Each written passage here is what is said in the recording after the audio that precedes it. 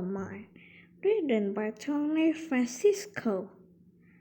The Queen Mine Tower parking lot sat virtually empty at 1:30 p.m.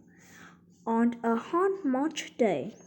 Mom, Sam, and I were going on the tower of Old Bisbee, Arizona copper mine at 2 p.m. My favorite blue sweatshirt was tied around my waist. Mom said that the mine was like Grandma's house in Tennessee. Not too cold, but not warm. That's translated in cool for me. On the tower, I learned that the mine stays at about 47 degrees Fahrenheit. Actually, that is downright cold to me.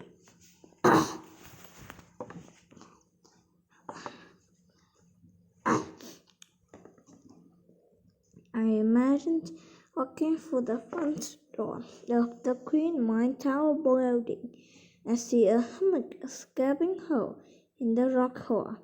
Instead, I saw a counters and shelves of gear on my right, yellow red, slickers, hard hats, and weird-looking things with lamps.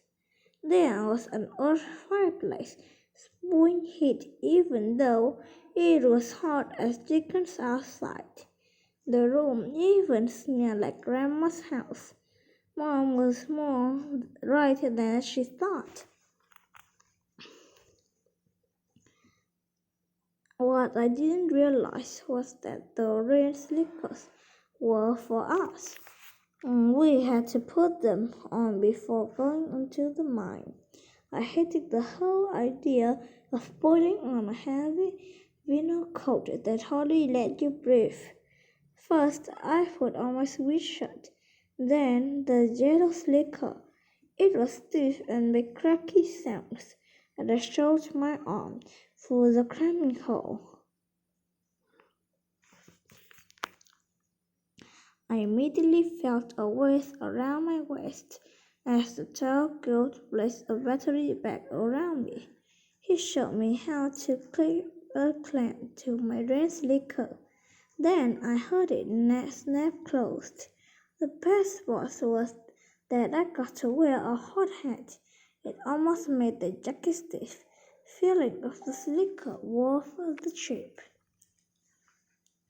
We walked through the building and out the back door to the outside. The sunlight hurt my eyes and made me see stars. My sweatshirts and slicker weighed more than I thought they would. We climbed on board that what the tower guard called a man call. All of a sudden, this was getting to be fun.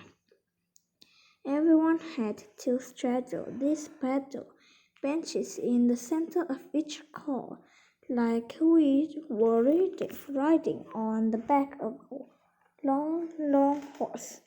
The guide started up the engine, which sounded like a big lawnmower, and the man car trickled toward the mine. We got about 100 feet to a mine. When the tower guide stopped, he said that if anyone felt claustrophobic, they could get off and walk back. Mom explained to me that some people are scared of the tight places. I have to admit, the tunnel was pretty narrow and stuffy. No one turned back though. The clang of metal wheels on the metal tracks made a racket in the tunnel. The main car vibrated as the angle going down got steeper. The lamps were clipped into a slickers, soon became the only light in the mine. The main car stopped on the first floor down. He got off and walked through the side tunnel. This tunnel was wide enough to fit over 303 people across. The air in the mine smelled and tasted funny.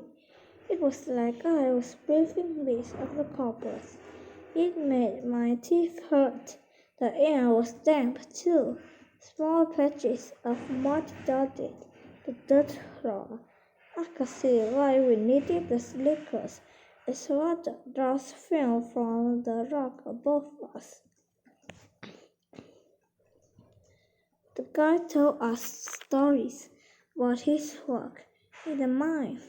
He showed us a cage, which is an elevator with a wire mesh instead of walls. He said it took the miners all the way down to the bottom of the mine. They would climb the elevator full of miners and then go down. Miners really couldn't be claustrophobic and keep the jobs. The guide showed us some hole in the wall. The miners filled the hole with sticks of dynamite and then ran them to plow the rock. The miners would blast rock at the end of their shift. After a blast, the air would be thick with dust, making the air heavy and hard to breathe.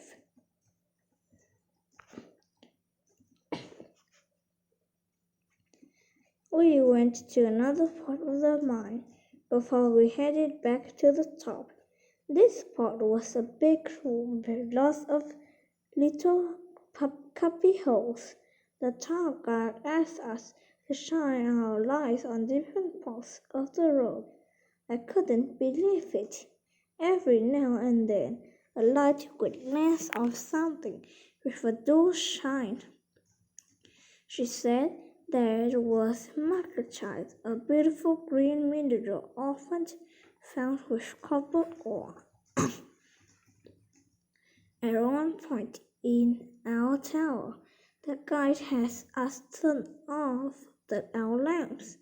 Oh my gosh, it was so dark. I had never been in total darkness before. There was absolutely no light. I held my hand right in front of my face, and I couldn't even see it. Just as I was beginning to feel scared, the guard has turned back our lamps on.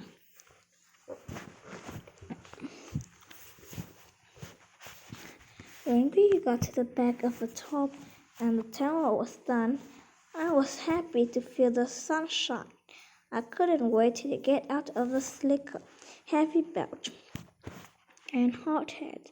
I ditched the gear when the guide said to. Then I ran to the fire to warm up. I couldn't believe I was so cold, but I was. Though it was later than we arrived, it was still 90 degrees outside, and that felt warm against my cold skin.